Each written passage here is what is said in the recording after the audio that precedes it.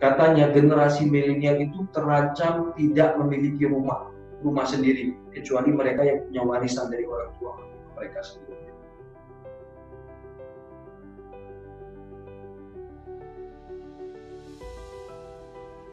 Kita masuk ke era di mana gelombang revolusi keempat sekarang, 4.0, atau bahkan yang ada yang menyebutnya kita sudah masuk dengan generasi kelima sekarang ini.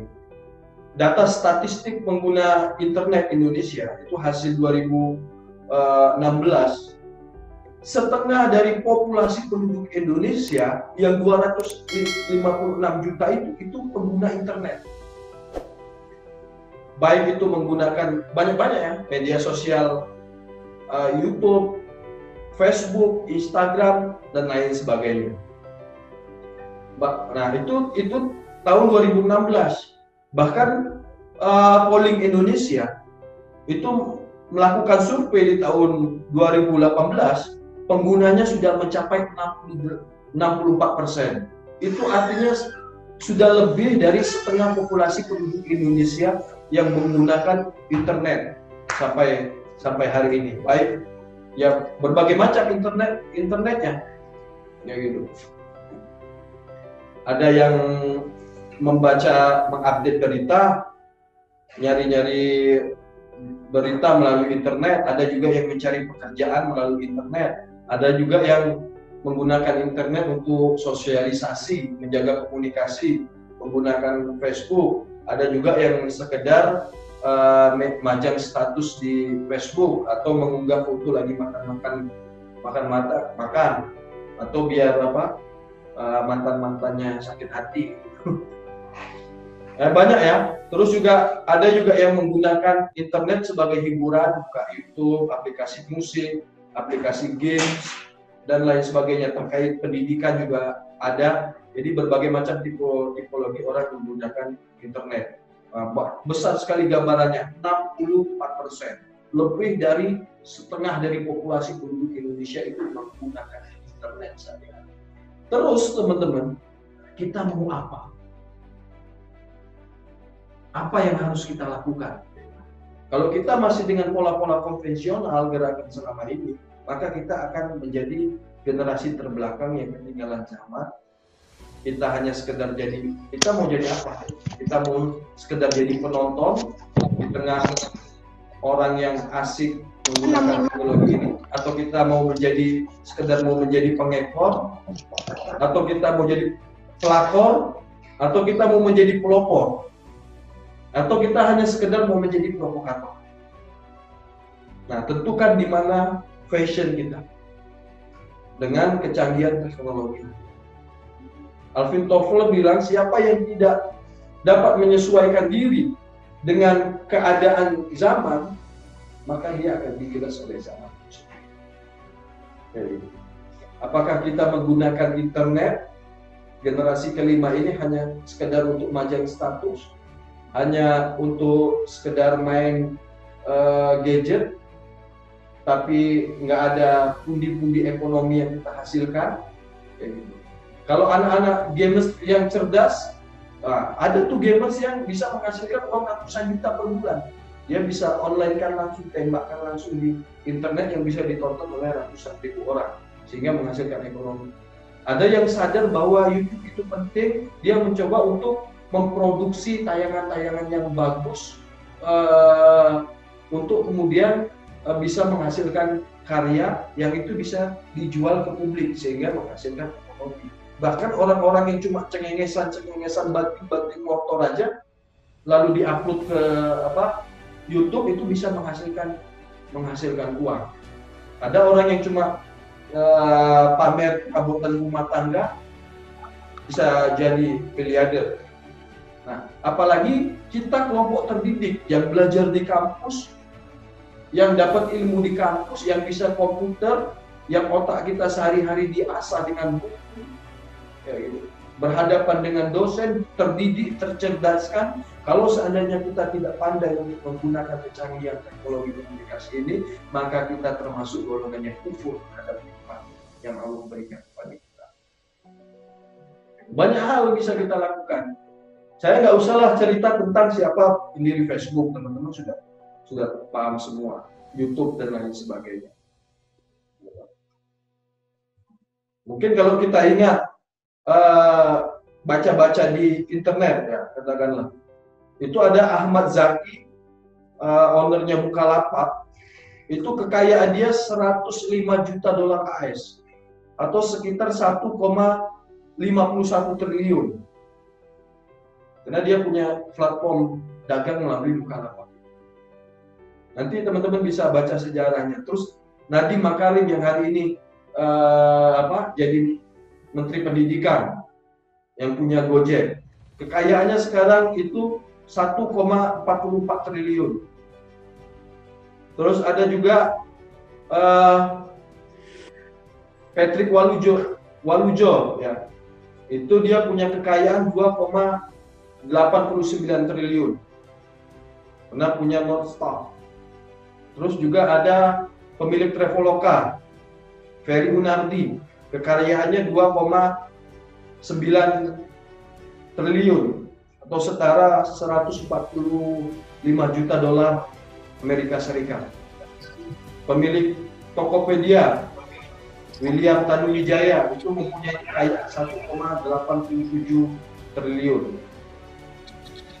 Dan kalau kita lihat basic mereka ya sebetulnya nggak istimewa banget sebelumnya. Tapi bagaimana inovasi, pemikiran, kreativitas, kepercayaan diri yang kemudian menjadikan mereka orang yang mampu menjawab tantangan zaman dengan teknologi komunikasi di era generasi kelima yang sekarang.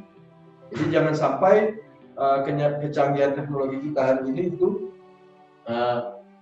mubazir, kita nggak bisa memanfaatkan ini menjadi hal yang produktif untuk menghasilkan karya-karya cemerlang, agar kita bisa menorehkan karya-karya yang baik untuk bangsa kita.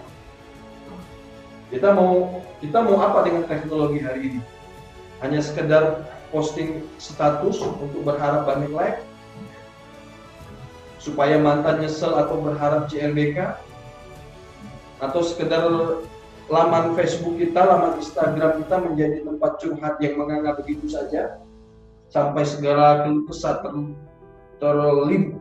tertumpah curah di situ. Padahal ada orang yang menggunakan Instagram tersebut untuk menjadi influencer, untuk berdakwah, untuk menyebarkan pikiran-pikiran positif, untuk menjadi guru-guru online, menebar manfaat bagi banyak orang, atau kita menjadikan internet itu tempat meraih sejuta maslahat untuk masa depan yang cerah. Teman-teman, ada survei menarik dari We Are Social. Itu menyebutkan 150 juta penduduk Indonesia itu aktif menggunakan media sosial di media sosial itu.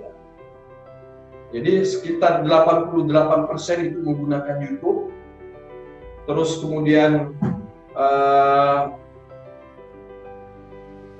YouTube, belum lagi Instagram, belum lagi WhatsApp, belum lagi banyak Twitter, Facebook dan lain sebagainya. Nggak sedikit kan, 150 juta itu lebih dari setengah. Jadi temukan passion, ciptakan brandingmu dan lakukan sesuatu untuk membuat sesuatu di usia kita yang masih muda ini. Dan yang lebih memprihatinkan lagi, teman-teman, ada penelitian Kompas atau apa saya lupa ya, nanti saya ingat-ingat lagi.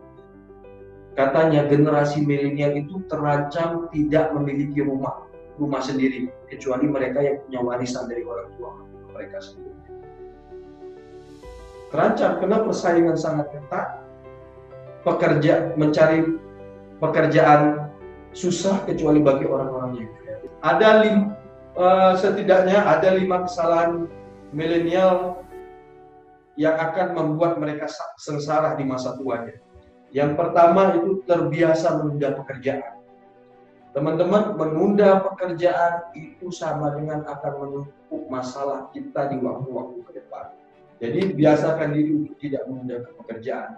Nanti kalau pekerjaan kita tunda, itu akan menumpuk dan besok-besok kita akan malas untuk mengerjakannya. Yang kedua, itu gaya hidup nomor 1, gengsi-gengsian. Demi hanya sekedar untuk posting status makan di tempat mewah, rela untuk merogoh kocek di kantor. Nah, jangan gengsian. Yaitu. Terus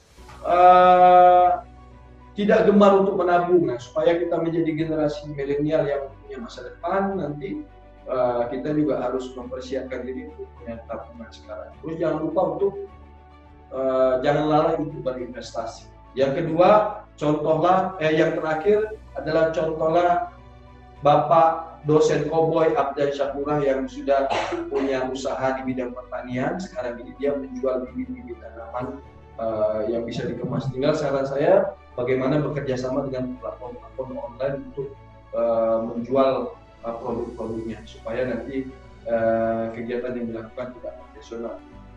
Kalau masa muda selalu hura-hura, masa depan suram tak akan bahagia. Kalau masa muda selalu foya-foya, masa depan susah takkan bisa jaya. Nikmati masa muda kita dengan belajar banyak hal, belajar apapun itu. Karena kalau enggak nanti masa tua kita akan menyesal. Kalau kata Sayyidina Ali itu, Sayyidina Ali atau siapa ya? Barang siapa yang tidak tahan akan lelahnya belajar, maka dia harus tahan akan letihnya kebodohan.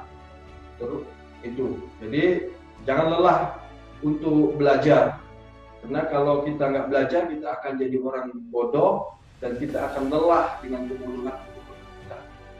Masa muda harus diisi dengan banyak karya-karya yang produktif, baik itu untuk bangsa, negara, maupun untuk keluarga kita. Karena kalau masa tua, nanti tinggal kita menunggu senja aja, tinggal menunggu dicabut nyawa aja. Tidak ada torehan-torehan kita emas yang patut dikenang untuk generasi-generasi mendatang. Kalau saya pernah bilang kan, bahwa sejarah itu adalah apa yang kita torehkan hari ini. Generasi mendatang menulisnya dengan tinta emas atau catatan-catatan kelam. Anda ingin dikenal, Anda ingin diingat, Anda ingin dikenang sebagai pemuda yang biasa-biasa saja, atau pemuda yang punya torehan-torehan karya, sejarah yang bisa dikenang oleh generasi mendatang untuk menginspirasi orang banyak. Terus, mumpung masih muda, bertualanglah dan mencoba hal-hal baru. Mumpung masih banyak waktu untuk kita berkelana, untuk kita mencari hal baru, untuk kita menjejaki bumi Allah yang amat luas ini. Jadi manfaatkanlah masa muda ini, jangan berdiam diri, jangan bermalas-malasan, dan manfaatkanlah masa mudamu untuk mencoba hal-hal yang baru, bertualang dari satu tempat ke tempat yang lain, karena kamu akan memiliki berbagai pengalaman dengan mencoba sesuatu atau hal-hal baru yang positif. Kalau kita nggak pernah mencoba, kita nggak akan dapat apa-apa dan nggak punya pengalaman apa-apa. Terus menabunglah mumpung masih muda agar masa tua kita nggak terlalu ngoyo untuk hidup kita di masa depan. Kita nggak tahu tentang usia kita ke depan, maka manfaatkanlah untuk hal-hal yang berguna. Jangan sampai untuk hal-hal yang sia-sia. Urusan usia kita nggak pernah tahu semuanya, kapan kita akan dicabut nyawa kita. Daripada kita menyia-nyiakan waktu kita, lebih baik kita pergunakan sebaik mungkin, karena kita nggak tahu apakah kita akan panjang umur ataukah kita bisa menikmati masa tua kita atau tidak. Itu kalau kita bermalas-malasan, maka nanti masa muda dan masa depan kita mubazir.